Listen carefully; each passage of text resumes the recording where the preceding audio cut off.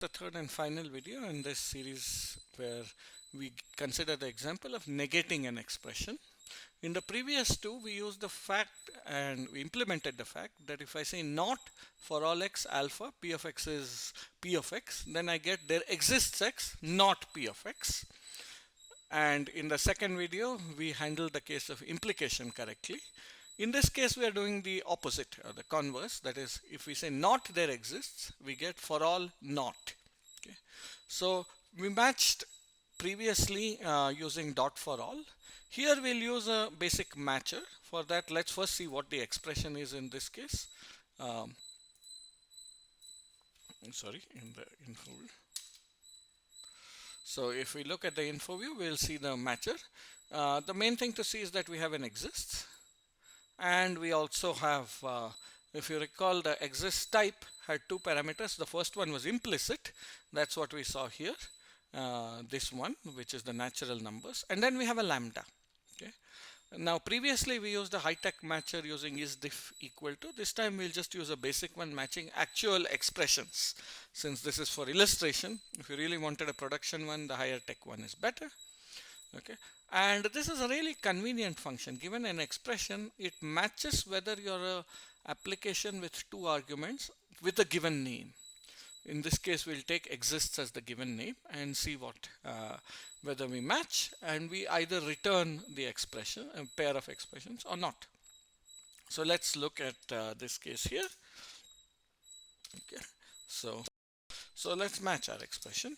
So our expression here is e dot app 2 question mark of exists with, and the old case is the default case. So this is valid, except we have not refined it. We want to refine in a case where we have sum, and we can ignore the first type because the information is in the second type, which is a lambda. And the lambda is just going to be like the pi here. So there's a name and declaration.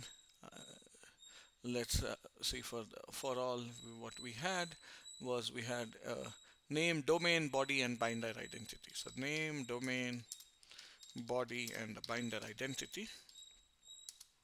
Okay. And the code is very similar. So what we have to do is we have a there exists and a lambda. We have to make that into a for all. And to make it into a for all, we again introduce a local declaration, just like this. Okay. And so the code will look so similar. We'll copy paste to start with and slightly modify. Again, we introduce a variable, which is the name. Again, given the body, we instantiate it with x. So now we have got px. We negated it and we have got not px. But what I want to make is for all x, not px. And for that, we just use this monadic method. Okay, just like we have a make in lambda, we have a make for all FRs, and that does it. Okay, so let's look at what happens if we are negating this function. We correctly get there exists and 2 star n is greater than n plus 1. Negating says for all n, this is false. And let's look at a more complicated thing. This is negating the sequence converging to infinity. And this is tricky for people first learning proofs. But let's see if our code does it fine. Indeed, it does.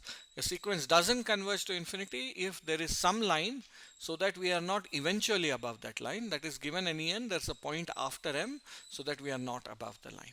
Okay, so it has successfully managed this case, which is tricky for beginning undergraduate.